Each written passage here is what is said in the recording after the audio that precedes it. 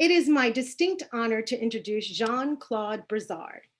Jean-Claude Brizard is President and CEO of Digital Promise, a global nonpartisan nonprofit organization focused on accelerating innovation in education. He is the former senior advisor and deputy director in US programs at the Bill and Melinda Gates Foundation, where he focused on PK-16 education across 5 communities and 4 states. Jean-Claude also led several strategies to help close the racial and economic achievement gaps in Washington State's educational system, as well as support the growth and sustainability of the state's public charter school sector. So talk about a maker that's changing the world. He is the former chief executive of Chicago Public Schools. Prior to his appointment in Chicago, he was the superintendent for schools for the Rochester, New York School District. Under Mr. Brizard's leadership, both the Chicago Public Schools and the Rochester City School District saw substantial improvements in student performance. Mr. Brizard's experience also includes a 21-year career as an educator and administrator with the New York City Department of Education. He served as a regional superintendent, supervising more than 100 schools in the borough of Brooklyn, and he also served as the system's executive director for its 400 secondary schools. He is a fellow of the Broad Center, a fellow of the Pahara Aspen Institute, and a member of the Aspen Institute Global Leadership Network. And without further introduction, I present to you my esteemed colleague, Jean-Claude Brizard. Dorothy, thank you. What an honor it is to follow you. You certainly were inspiring in that opening. I also saw a ton of folks in the chat talk about Burlington, Vermont. So greetings from Plattsburgh, New York. This is where I am right now. I live in Menlo Park, California, but I'm here visiting family, dropping my kid off at camp in the Adirondacks. So if my internet gets a bit glitchy, so I apologize. I'm going to be near Troy, New York. I saw someone mention Troy earlier. In a couple of weeks, I'm going to be down in Brunswick, New York, and of course, making my way down back to New York City. So in a lot of the geographies I see represented here, a lot of family in Vermont, lots of family in New York. And of course, Rochester is very near and dear to my heart. I think I saw someone mention there from Rochester here in the chat. So I also love the charge, the sort of call to arms about fixing broken systems. We certainly need a lot of help making sure that we're not just fixing parts of our education system, but that we're also looking at the root causes that creates the issues we see in our school system. So this afternoon, for some of us, I have a few things I want to present to you, and I'll leave some time at the end for your questions. First, talk a little bit about the why we do this kind of work. Show you lots of pictures. Then I have a pitch. My team said to make sure I push this pitch to this group. As you know, we have at Digital Promise a pretty sizable maker community, and of course, I'll have a few recommendations for you at the end based on my experience. As a school administrator, and as you'll see, a lot of my orientation is toward the K-12 system. Although, to what Dorothy described earlier, last 4 years plus, I've been working quite a bit on not just K-12, but pre-K all the way through the end of a post-secondary education. And one would argue getting us to have kids get access to a credential of market value. So with that, let me, I talk a little bit about our organization. If you're not familiar with Digital Promise, we nearly 10 years old as an organization. The reason we are really nonpartisan is because we were born under George W. Bush and launched under President Obama. So both Democrats and Republicans supported the development of this organization that was authorized in Congress as part of the 2008 Higher Ed Authorization Act, but launched by Arne Duncan when he was Secretary of Education under Barack Obama. We are now a nonprofit, a global nonprofit. We spent away from the government about 3 or 4 years ago, and we do work in just about every state in the nation, including about 8 countries around the world. We talk about sort of speaking in 3 languages. We have a robust community of educators, teachers, school leaders, school systems leaders. We also have this thing called the League of Innovative Schools, with about 120 school districts in a couple of charter networks, 60,000 teachers in our EdCamp community. And of course, we have a massive community of folks working on the digital gap, digital divide. We also have a pretty robust research team that do everything from looking at computational thinking to curriculum development, etc. Of course, we work a lot within the EdTech community. So these three together really create the kind of sort of Venn diagram that really provides us with the opportunity to really move the issues across education, across the nation. But and again, we do work across the entire continuum from pre-K all the way to workforce development. Let me first of all start with this quote from Ron Berger, one of my favorite educators, who is a senior advisor at EL Education. And if you know ELOB, for those of you guys who are as old as I am, they're very much about this intersection of making and learning at the same time. And if you don't know Ron, or if you do know Ron, you probably may not know he is a carpenter, a master educator and a master carpenter. He learned carpentry because he had to find ways of supplementing his income in the summer as a teacher. But when you read this, you see, and if you mind, I'll read this one to you, and probably the only thing I'll read to you, we have a thematic curriculum. Teachers use multidisciplinary themes, architecture, amphibians, ancient Greece, and so on for weeks or months at a time. And within these themes, students complete projects. These projects are the primary framework through which skills and understandings are learned. They are not extensions of the curriculum or extras. And he goes on to talk about this idea of really making and doing as part of the instructional program. And if you've been in an EL school, if those of you guys from Rochester, if you go to School of Inquiry, school number 58, you see this exemplified. They have a makerspace right in the building. It is fully integrated into the fabric of the school. And through the pictures and future slides, you're going to see a bit of a theme around this integration idea. And I come back, I'll make sense of it for you at the end. But if you've not seen this book, this is one of Ron's first books. Really an amazing, very quick read, frankly. So let me start first by talking about, perhaps from our perspective of digital promise, what we see in terms of the making community. So making for us is a way to learn, not a subject, not a location. And I'm sure you guys would agree with that. Another description we have is that it is a hands-on, design-centered way of engaging learners that can enhance learning in both formal and informal environments. Hopefully, you're going to begin to see a bit of a theme here. At Digital Promise, we talk about maker learning as enabling powerful learning, and that really sits at the center of everything we do. We talk about this issue, this idea of powerful learning at Digital Promise.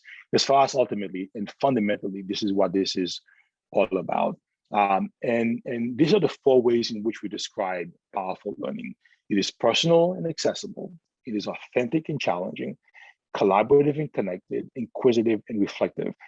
I don't care if you teach American history, a global history, physical, life sciences, whatever it may be.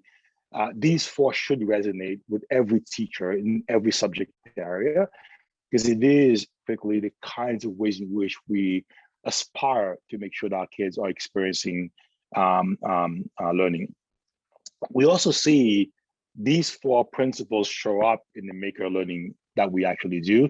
And these are four of the ways my colleagues who are on the call today describe how maker learning is, again, integrated in a part of the principles of learning. And you can see that here. When we talk about this idea of agency, this idea about autonomy, which is really critical, giving students agency and ownership of their learning. You can see in the second one, I think Dorothy talked about this quite a bit, right? About this serving the community in which they live. In some ways, we talk about this authentic and challenging part in terms of serving the civic identity of young people. And I notice I didn't say civic engagement, civic identity.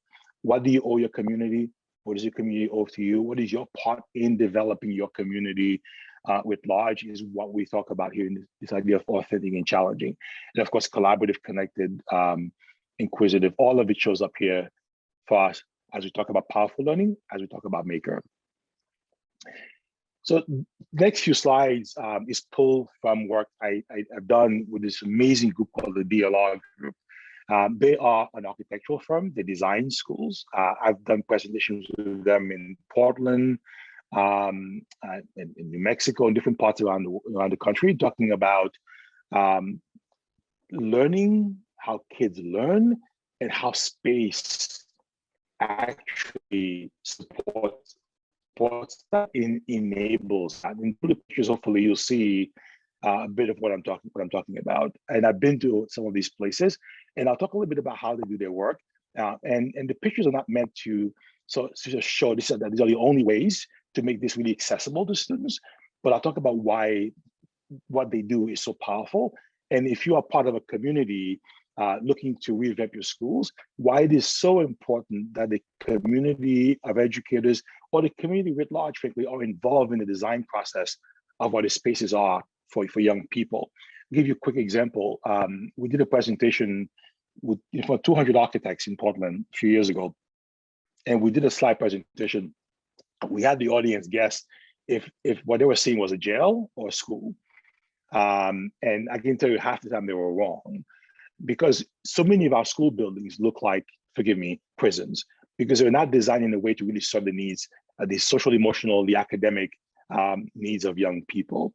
So at DLR Group and what we've done, we talk about sort of a space as a place to dream, plan, design with technology. And you can see these, I know will sort of resonate with everything that you do in your work, right? So it's ideation labs, studio labs, storage places, and hopefully you'll see those in the next few ideas. The space in schools have to also allow for different sort of ways of engaging young people. Whole group, small group, collaborative teamwork, individual work study. So I'm an old physics and chemistry teacher, and I can tell you the best time I taught in my classrooms, well, especially in my physics class, was when I had the space that allowed for this kind of a sort of differential sort of framing of the work with young people, allowing them to work independently when that was necessary, allowing sort of dyads, triads, different teams work, allow for me to pull 5 or 6 kids aside and work with them. And of course, the whole launch pad, right? The whole group instruction that begins at the beginning of a class or the beginning of a laboratory session. So let me get to a few examples, and I'm going to get to the pictures. One of my favorite schools, and then you'll see why in a few minutes, is a school called the Synapse School. It's in Menlo Park, California. It's a small little school, about 300 plus students. And they have a massive maker orientation. I tell people it's one of the best academic, social, emotional, project-based learning schools I have ever seen in my 35 years in education. But as you see here in the bullets, it is a K-8 friendly school that really supports learning from kindergarten through 8th grade. And you can see the range of projects, right? So from kindergarten work to 8th grade, every student is involved in some kind of a maker work in their school. It is designed to be inclusive, and it's not just about students and teachers. As you can see, you'll see parents also, you'll see in a second, are part of the engagement into the maker community at the school. And as you see in the second to last bullet, they talk about this idea of leading edge academics, innovation, and social emotional learning. And of course, designed to be fully inclusive. So all students, no matter what physical or emotional disability, are part of the engagement of the work. Give you first example. So this picture is showing you how the maker teachers are working with the academic teachers, so they understand what happens in that particular part of the buildings and how they can actually integrate the work into their curricular structure. And as you can imagine, when they plan the year's curriculum, this is not siloed, it is done as a community. So the maker space is fully integrated into what they do in the school. This, again, another picture of a parent, I actually building and designing and testing, work within the maker space in the building. And this is something that is done deliberately by the school leader, by the community. Every parent is invited to come and watch and witness not just their children actually being a part of this work, but they themselves can actually engage. So when it's time, frankly, to do a bit of fundraising, to make sure that the support for the space or the integration of the space into the curriculum comes to play, that parents are very willing to open their checkbook and say, I want to support this. Or if there is a larger set of efforts, that parents are always integrated in again, a part of the support process. The school, again, consistently and constantly looked to ways to reinvent space, to allow for the waxing and waning, the morphing of the curriculum to adapt to what needs to actually happen. As you can see, they make a real effort to keep space open and not filled with stuff. Again, even the design of the school on the front end was done to allow for this. This was one I actually witnessed, and the young man on the bottom left side with the hat is actually my now 11-year-old son. This is right before the pandemic, where he and his classmates were involved in making these giant boats. They would test with parents actually come to actually watch. As you can see, there is this massive thing with the water. What's in the middle of the design that was done within their classroom, build in the makerspace, and then all the parents came to witness and watch which boats could take the most amount of weight. So as you can see, this is not about a sort of a hypothesis designing on the blackboard.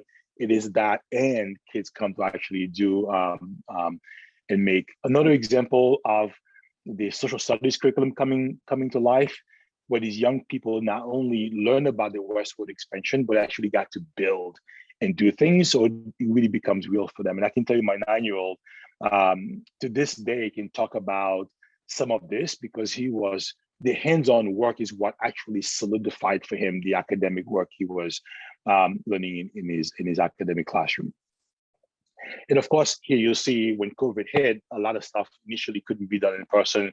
When the school came back in a hybrid form, social distancing, all this stuff had to be in play. But you can see here how the maker community at that school adapted to what needed to be done for young people. So they used, again, multiple camera angles, recorded a point of view content. All these things really provided the kind of support. So as much as possible, even in a virtual or hybrid environment, these students could experience what had to be done. And I'm sure many of you experienced this within COVID, that maker, career tech education, all these things experienced the most difficulty in bringing that stuff to life for kids on a Zoom call. But this school really went out of their way to trying to find ways of making these things happen. I can tell you, stuff was delivered to the house, so we could engage. Again, privileged and lucky that we could work from home, but to support our children, frankly, in continuing as much as possible the work that had to be done. And of course, those of you guys who were at the last, I guess, in-person conference with NOMCON were in Chattanooga. When I was at the Gates Foundation, Hamilton County was one of my team's grantees. We did a lot of work with them around pre-K to college completion work. One of the things we became quite privy to was how the high school community began to stand up and begin to make PPEs for the community and beyond. So as you can imagine, knowing that community, this was not a far-fetched, far-flung idea for them. They quickly sort of galvanized, and we know about it because they're asking us for monetary support. And of course, we galvanized internally to find ways to support this amazing community of folks, again, leveraging what they knew to make this stuff actually happen for their community. So let me begin now to jump into some pictures from DLR to show you again ways in which when designed properly, a school can really enable and support this if there is this kind of upfront idea around integration. When I was in Rochester, we had this massive amount of money that we got from the state to begin to rebuild schools across the city. And what we did, again, at the urging of the architectural firm working with us, was as much as possible involve the educator community in the design of these buildings. And you'll see DLR has a very similar orientation about making sure that this stuff is again integrated in the fabric of the school. I know we can share the slide deck at the end, so hopefully you get these pictures. Hopefully you are doing this in your community, and if you're not, now we can talk a little bit about how we can begin to foster this kind of conversation. So if there is a bond that is being passed for school buildings, if there is money coming to do this kind of work, to make sure that it is not done in isolation from the larger work of the community, but folks need to understand and really believe that this is about powerful learning, that when you look at this kind of environment here, where young people are interacting and talking to each other and building and designing together, this is what school should look like. It shouldn't look like 34 kids in rows being talked at all day. A combination of things, including this kind of environment, is what you really want to see in the school. Again, another environment where you look at, you can see, and it's not, don't just look at the tables, look at the chairs too, and you can see that what is here is designed for flexibility. So a teacher can take this kind of environment and quickly change it and shift it to create different kinds of spaces. Even the tables, those of you guys who may be as old as I am, when I was in New York City, our labs like this, the tables were bolted to the floor. Some of you may remember that. You may have seen that in some shops or some labs in schools. When you do that, you create a fixed structure that cannot be modified for the future. In this kind of space, you can see there are wheels on the table, the chairs are movable, right? Everything you see here, including what is in the ceiling in some of the pictures you'll see, can be modified and moved or designed for that kind of whole group, small group, individual kind of learning that really sort of supports this idea of powerful learning, this idea of agency, this idea of autonomy of students. So in the design, and I know as nations of makers, you have that kind of informed practice you can bring to educators. By the way, I mean, as a teacher, principal, and superintendent, we don't always know how spaces should be designed. But people really understand how this kind of work can inform how we think about school design, classroom design, and why it's important to force your way into these kinds of conversations. Another picture, again, look at the ceiling, look at things. In this case, the table doesn't have wheels, but it still is a kind of place that can easily be modified to allow for different kinds of actions and orientation. So hopefully, you've enjoyed these pictures. I'll come back again in a second and talk a little bit about some of the things I have for as recommendations. But before I come back to the recommendations, a pitch from my team. I think both are on the call right now, so hopefully they'll be happy with me. We have, as you know, as Digital Promise, an established, again, Maker Learning community, and we have some exciting things that we are working on and would love to have you be a part of that. So we're talking about this idea of a Maker Learning ecosystem to support your work. And it's last 6 months with the first cohort beginning in August 2021. I think the team is expected to have 4 different cohort teams. As you can see, there'll be some dollar support for the team to catalyze the partnership in the regional ecosystem. And of course, the folks that we have on staff here at Digital Promise are part of the sort of the Nation of Maker community. So they are you, and they really want to find ways of supporting your work. Again, when you get copies of this deck, you can go to these links to find more information when the first informational session is going to be held, and the ways in which I guess you can all apply for participation. Hopefully, you'll take part in this kind of effort. Again, I'm going to stay here for another minute or so to talk a bit about, again, who we are at Digital Promise.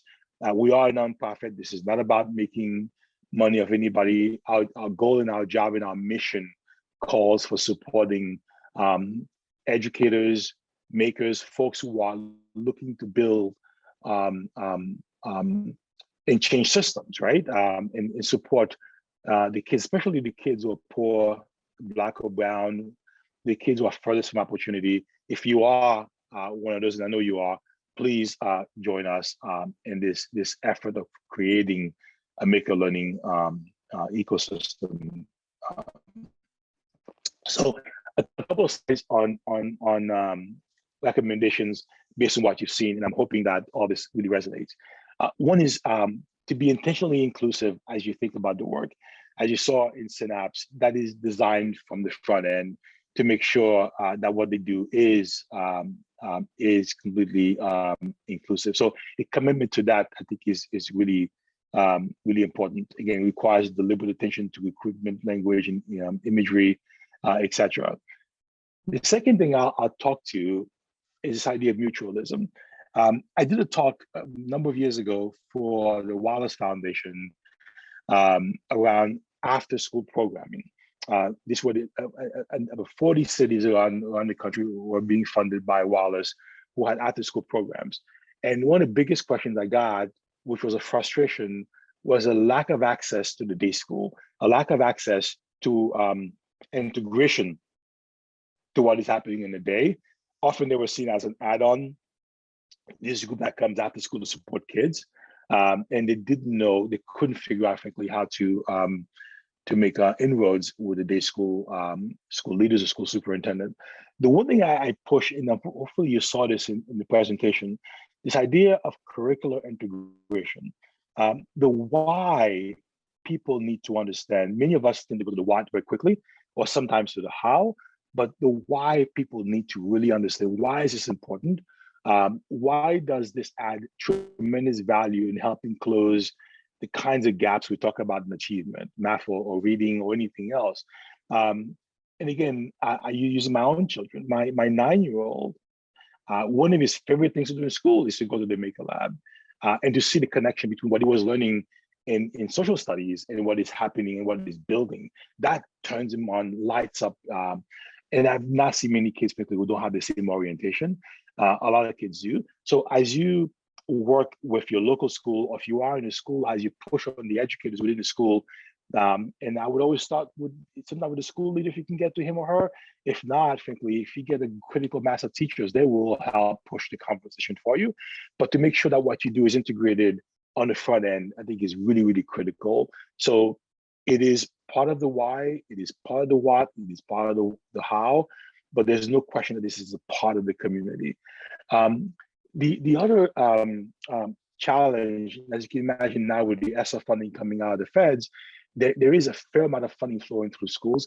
What many of us feared around massive shortfalls because of the COVID pandemic, hopefully will not come, well, it's not coming to fruition in most, if not all places around the country because of the stimulus coming from the feds. Those dollars, find your way to influence how that money is being spent. Districts have to engage the community to do this. Things are moving fast. The first, I think, set of plans are due very, very soon, but you have a couple of years to push on that to make sure that you are integrated. But again, coming back to space design, many school systems go to these bond exercises to refurbish schools, to rebuild schools, making sure that that as they do this kind of work, they think holistically about how to support and fund these kinds of efforts to make sure they understand that this is the way to engage students. This is the way, if you have engaged kids, you're going to get the kind of academic achievement you're looking for. I think will help with terms of the integrated funding. Same thing can be pushed for policy at the local level, the state level, in making sure that when these things are being done, that the curricular structure, like going back to that, because once folks understand that, then everything else gets a little bit easier.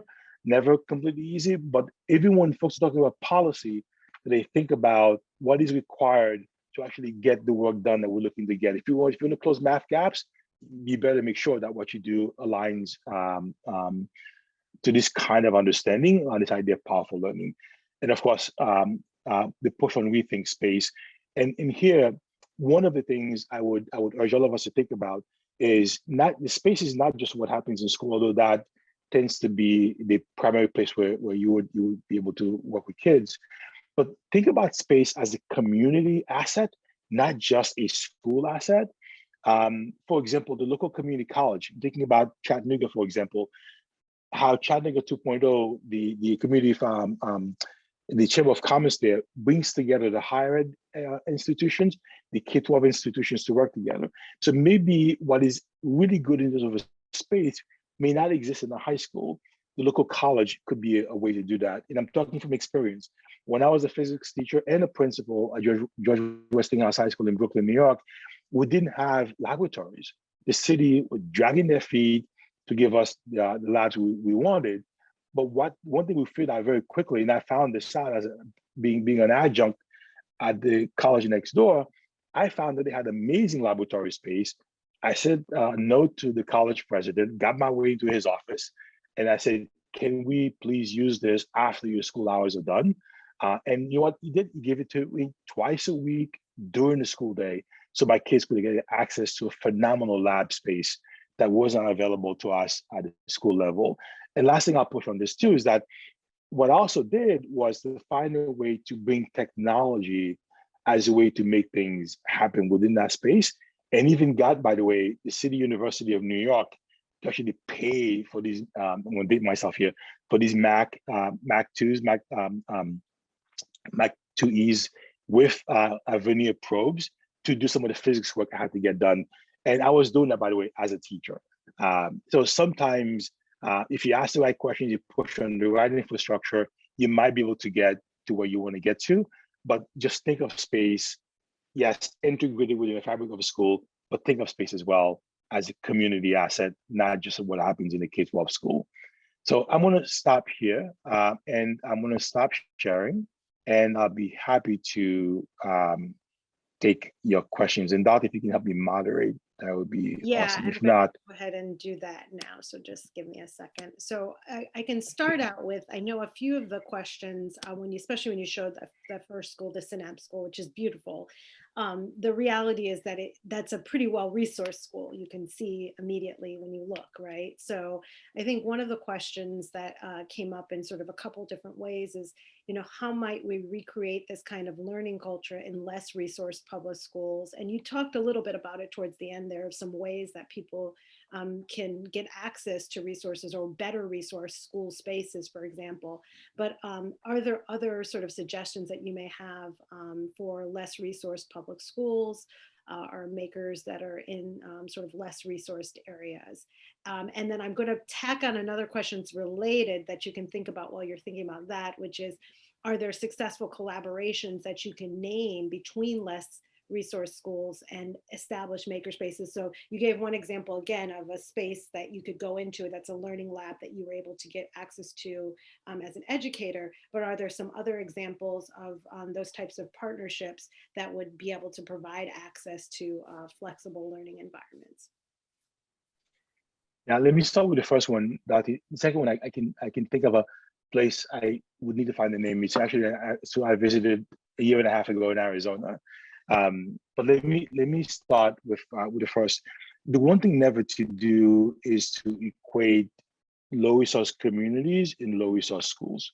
That is not always the case, and let me qualify that.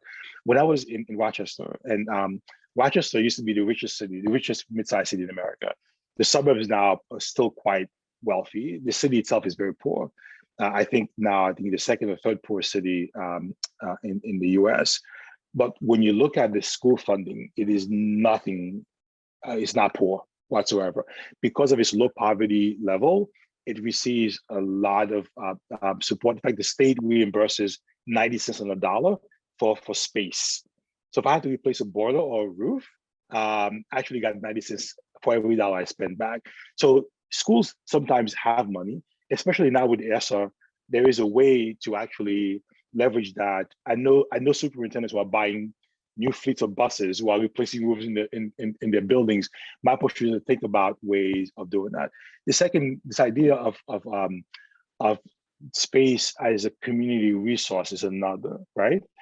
In many cities, you have, again, community centers. You may have a community college. You may have a four-year institution.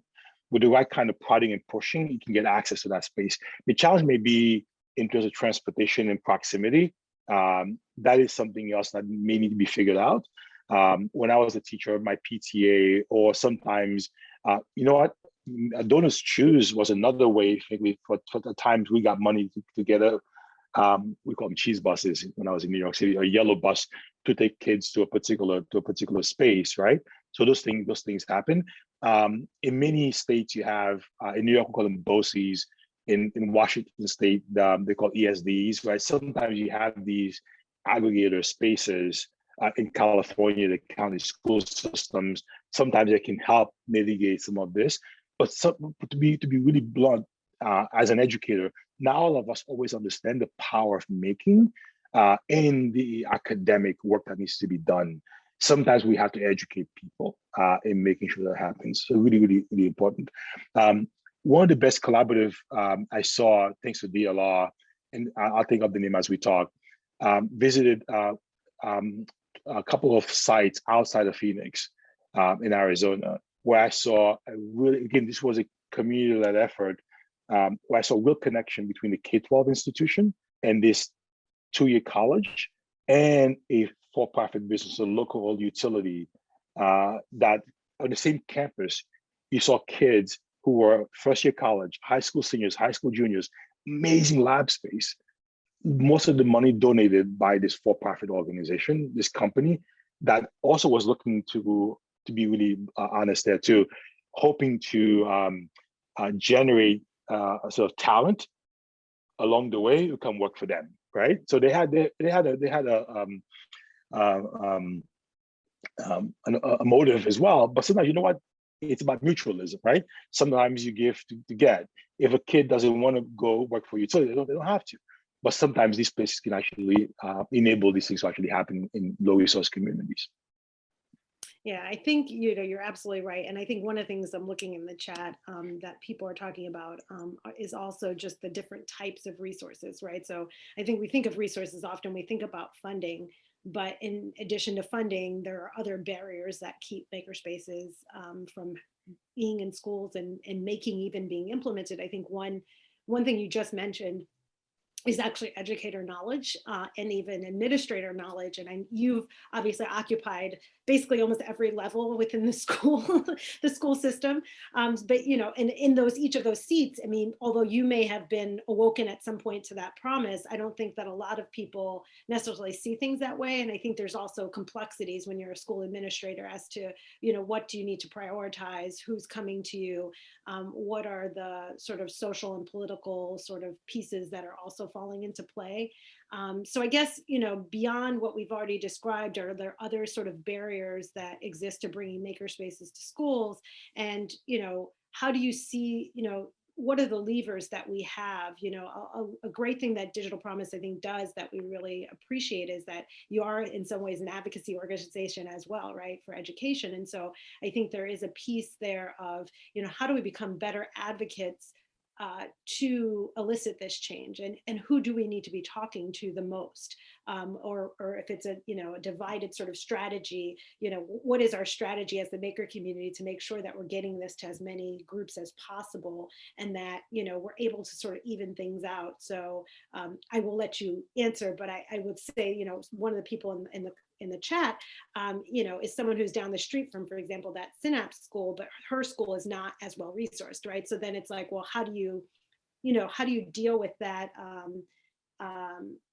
sort of discrepancy or disparity between schools that are even in the same region? Like you said, some are able to get to those Title I dollars or those other dollars that they may have access to for private dollars, but then how do you get access for those other schools? Yeah.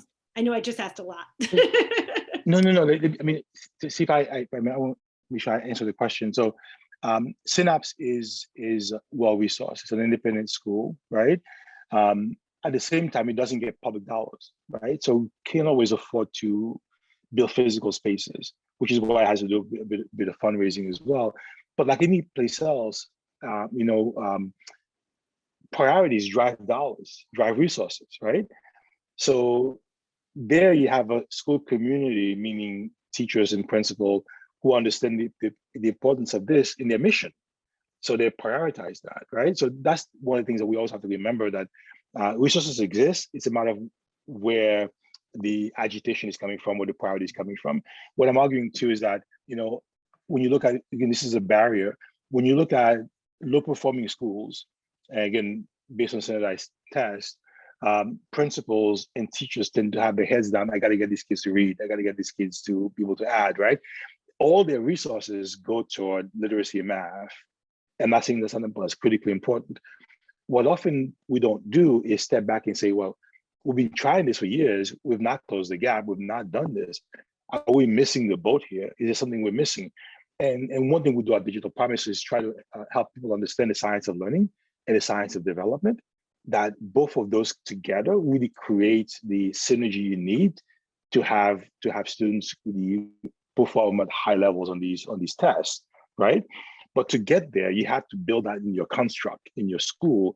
And this kind of environment is what enables that to happen. But sometimes, we don't take the time to really understand the science behind learning, to really understand that this is a critically important part of the effort. Give you an example, which goes back to the first question. When I left Rochester, I was getting about $18,000 per kid. This is, again, not a rich city. I walked into Chicago public schools, the per pupil was like $7,000 per student. Massive difference, right? I could not rely on my school system to do what we had to get done. What helped me was that we had a city and a civic infrastructure who were often willing to do and push, but we had to argue on the why. So leaning on other agencies in the city, we leverage the parks department. I can leverage library system, right? And do things that we perhaps could not do within the school day. We got really close to the city colleges of Chicago and say, what can we do there, and provide support for kids? Luckily, we had the train system where kids can travel back and forth and do these things, right? Sometimes, and I was talking to the new lead, the Field Museum of Natural History in Chicago. And what we're talking about challenges of getting kids to the museum. And I said to him, I said, why don't we take the museum to the kids? So now he goes, I did this in Philadelphia. So now he's trying to raise money to buy this giant 18-wheeler kind of stuff that would drive around the city, park in front of schools. Kids come out and they can have a virtual or a physical museum. You think about that in the makerspace, right? You can have a physical space park in front of a school today, different school tomorrow. So my push very simply is that we need to be creative. Resources exist. Sometimes it is done to a collaborative. So in my work at Gates, working with Dallas, the Rio Grande Valley, Rio Grande Valley is not a rich community, yet they are a rich community, if that makes sense, right? Because they call themselves La Familia.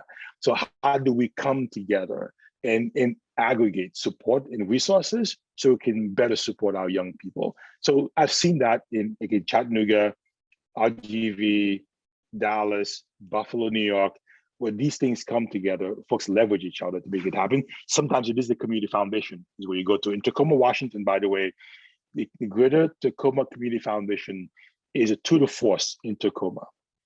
You want anything done, you go to the community foundation. They're going to help you make things happen, including, by the way, building your high school in the Zooquarium. So zoo and aquarium in the same space, there's a high school on site. That was not done by the school system, that was agitated from the outside. That is so awesome. Yeah, no, I mean, you're really illustrating sort of the power of the community, which we talk about a lot, and just this, again, this sort of civic responsibility and who we are as communities, right? So, I think there is a push to all of us to want to improve our community in general. And so when you have that compelling case, for folks within their community, they're much more likely to invest in their community and improving their community. And I think sometimes it is a little bit of a wake-up call of what actually needs to be done. I don't think that always people understand kind of what needs to be done. So I do think that you've given some really, really great examples there. One question that we have is thinking about the evaluation sort of on the other side. So there's a question, have you been putting thought or work into models of how successful schools are evaluated? One of the factors that often limits educators from being able to do more experiential learning is that they're constrained to teach for a proficiency test. And, I know that you know this, obviously, again, in all the different roles that you've occupied in your life in education, that, there is one of the biggest pressures is that we have these tests and this is how we measure everybody. And while, you want to measure mathematics aptitude, for example, in a particular way, there's one way that we're told that's the answer to that is what determines whether or not your students are smart in math or not. So how do you, has anything been happening sort of around, changes in evaluation? I know for a while there was conversations about maker portfolios at higher education. There has been some adoption of those types of things, but K-12, has there been any movement or anything going on in that area? Dr. The short answer is yes. We have a ways to go. Again, I think what's beginning to permeate the field is the science of learning, the science of development. I think there's now a greater understanding that these standardized tests, although it is a measure by which folks measure schools, is not a true measure of success. It really isn't. And I mean, I have a colleague who says, if you imagine this, you're taking what kids don't like, hate the most, sitting in a room for 3 hours, taking a test on subjects they couldn't care anything about, then you're going to measure their life and their performance based on that. So there is a greater understanding about both science of development, science of learning, which I think is spurring a lot of push now around the future of assessment, what it ought to look like. There were some sort of modicums of efforts in the past, but not sustained. But now I think the pandemic has put some fuel behind, frankly, redefining what success is, and that reading and writing and math scores or tests is a means to an end. It is not the end. It is not the measure of success. You look at anyone in this virtual room who are successful. If you were to ask them, give me 3 reasons why you're so successful, no one's going to list their math score. I bet you they wouldn't even remember what their math score was when they were in high school or elementary school. I don't, right? I don't even know what my kids' scores are, right? As an educator. So my point very simply is that there are people who are actively now at work trying to figure out the best way to do this. The challenge is that they have to respond to two masters.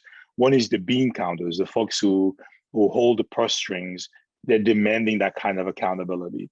But I think there's now an understanding that accountability and measurement to inform practice are two very different things. So what kinds of assessments do we need to inform the practices of a teacher versus what do we give to the state or to the feds to tell them what is going on? At the same time, so the feds and the state know through policy that construct does not really represent the value of a school, right? And again, my kids, I've been in public school my entire life. I went to public schools my entire life. Now watching two of my boys in independent schools where they don't really test, they have the independence. I don't know what they're reading school. I know they read really well, right? Is pushing that conversation. Why is that okay for them and not okay for the rest of the public school system in work? But know that there's a lot of efforts now happening. I know of 3 foundations or funding efforts now in redefining what that looks like and finding ways of redefining the assessment constructs that we have. We'll give you the group a good book to read if you've not seen it. It's called The End of Average by Todd Rose. He used to be at Harvard. And what Todd does in his book, I can call him because I actually know him. He talks about his book, was that average doesn't exist. Everything we do in schools around assessment is pegged on the average kid. There is no such thing. And we have an amazing part of our website called the Learner Variability Project, LVP, and the Learner Variability Navigator, which gets about 10,000 teacher hits a month, by the way, in looking at ways of addressing what I'm talking about. So the system is not caught up yet, but I can tell you the science, and there are folks working on finding a different solution to doing this. But a lot of us are realistic. And the question is, how do we find a new solution and at the same time answer the calls of the folks who actually write the checks from the feds, so they don't get angry at us. So that it is a challenge. Well, I'm glad that people are addressing that challenge. I do think it's interesting because, thinking about learner variability and how we all learn. I mean, I think that that's one thing that makes making so compelling, right? Like there's so many different ways that you can learn the same thing, the same concept, right? It depends on, what speaks to you, right? It's kind of like, what's my language, right? In terms of what type of maker skill grabs me and brings me in. But you can teach mathematics 50 different ways through making. Because I can show you math in pretty much almost every type of making, yet, you wouldn't say that, some people are like, well, making isn't mathematics. Well, it is, depends on what you're, using. All these things are tools in our toolbox. And I think understanding also, and you brought up an amazing point about that idea of there's no average, that each of us is unique and an individual. And I think if you ask any educator, anybody, they would say, yeah, every kid's different, but we got to teach this one way to the middle ground so that we can capture everybody. But the reality is it captures like nobody, and I think there's a story I read about, they made the size of a cockpit the size of an average male, and it ended up fitting nobody because it's like there's no average, like it's the average, and so nobody was actually average, but they like sort of did all the mathematics to kind of design this, but then it fit literally nobody. And so it's it's just a really interesting indication that we shouldn't be teaching to the average. We shouldn't assume anyone's average because no one is. Okay, Micah put in a question just and that before you go before you go, anyone who says that math and maker are disconnected don't understand mathematics. As an old physics, or has never made anything. I don't know how much, it's never made anything. I guess it doesn't know that you have to measure a lot and that you have to have a knowledge of spatial orientation, the geometry that's involved in making. It's just incredible. So math is I agree, Nick. Math might be one of the most important pieces of making. I agree. And I also like Andrew's one size fits none. I love that. Okay, so Micah put a question in. He says, I work at a university. The selectivity and cost of higher education can be a contributing factor to a number of these issues. What might I be able to do as an individual at a college, and what can my university do? That's a great question. Yeah, Mika, don't get me started about higher ed. It is maybe the last frontier. K-12 is held under such scrutiny. Higher ed is not, and that needs to change. Let me just vent, if you don't mind, and maybe I'll get to one suggestion. In my prior work at the foundation, again, the pre-K to 16 work was really critical. So we looked at not just K-12, but the transition spaces. Our kids matriculated through, and I can show you data that has kids, 80% of kids reading at proficiency in third or fourth grade, and 8% are graduating a post-secondary degree 2 or 4 year. It's a travesty. Universities don't like to change. And when I ask you a question, maybe a colleague of mine in Dallas actually asked, it says, why do we have kids applying in open enrollment colleges? It's open enrollment. Why can't they just enroll? Why are they applying to enroll? So we put barriers along the way to do this kind of work. So there is a fair amount of work happening right now in trying to break the silo between the two systems, K-12 and higher ed. We've been at it for a long time, but there's progress not being made in a few places. Gates has this structure called I guess like our League of Innovative Schools. It's called the Frontier Set of universities and colleges who are looking to really completely change to a student-oriented way of doing things. So lots of efforts there, lots of questions around the selectivity. We have this thing, I'm not there anymore. Gates is going to be publishing something I'm hoping soon called the Value Commission. The last CEO of the Gates Foundation launched this Value Commission looking at the value of our higher education. As you can imagine, the commission, I saw early reports of the commission, it's all focused on non-academic development skills. And this is what creates creativity. So creativity, tenacity, leadership, not about GPA, is what they actually came, like 34 people coming together from higher ed saying this is the value of a post-secondary education, and will align really well with this conversation. So work is being done. Again, it will take a while. I'm not hopeful that the more elite institutions will buy in very quickly. The more sort of regular colleges and universities will be the first ones to change, because they're going to get pressure of enrollment to actually change as well too. As one individual, again, I'm not sure exactly where you sit at the university level. If you're a professor, what I would push is to look at your own practices and your colleagues' practice in your department and see what can be done to make it more inclusive, making sure that this is not, I mean, many of us who went to college will tell you that what we often felt was that teachers or professors care more about the research and their lecture than about the kids in front of them. So I would say at minimum, pedagogical practice, much of the work we do with K-12 would be really good. If you are teaching any kind of maker work, again, the idea of being sort of really inclusive is important. Paying a lot of attention to the individual student, I think would be terrific and great. That, I think in itself will help kids remain and sustain. As you know, in many universities, the attrition rate, especially for kids of color, is astoundingly high. Changing that would be great. Or frankly, if you are a part of leadership at the university college, I would push to question one, well, lots of things there, right? The pedagogy, curricular constructs, how professors actually source their curriculum materials, what they teach. You'll find there is no consistency even within the university. Forget about cross universities. There's so much more we can push on, including something as basic as credit mobility. For example, picture this. You go to college A in a university system, you transfer to college B, and they don't take a quarter of your credits or half of your credits. You're forcing a young person to start over again, because the way the college is funded is based on credit, based on professors are funded. All these things create barriers and issues for kids not to want to stay and want to leave.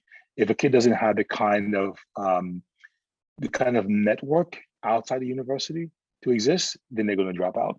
So there's a lot that we can talk about, but I was at minimum, ways to keep college kids more engaged, I think is the beginning of the work. Yeah, I mean, I think I've heard some folks say, like, if you have the power to make your class, like say you're teaching like a mid-level class and you actually don't make it have, like if it truly doesn't require like a prerequisites, you don't impose prerequisites that don't need to be there, right? So there's another way to make it more inclusive, to allow individuals that are coming from other departments or other ways of thinking, or just students that are excited about the subject matter, not to be mired in like, oh, I didn't take this one math course that had this one problem that I have to figure out, and that's the only piece I'm going to use, but I have to have this entire course taken in order to take this class that I really am excited about, right? Because then you start to see that I just don't want to take this other class to take this class, so I'll just drop out of the major, I'll change. Well, Jean-Claude, time has gone by so fast and it looks like we're already at time, but I just want to take a moment and thank you so much for being our opening keynote at NOMCON. Everyone, can you join me in virtual applause for Jean-Claude and an amazing keynote? I could talk to you for hours. One question that came up, just so I know, is it okay to share your slides with folks and attach them? Okay, so we'll attach them in Sketch for everybody. Just give us some time to do that. And please do continue to be patient with us. All right, well, we're at time. Thank you, Jean-Claude, for your time. We'll let you go, or you can join us at other sessions.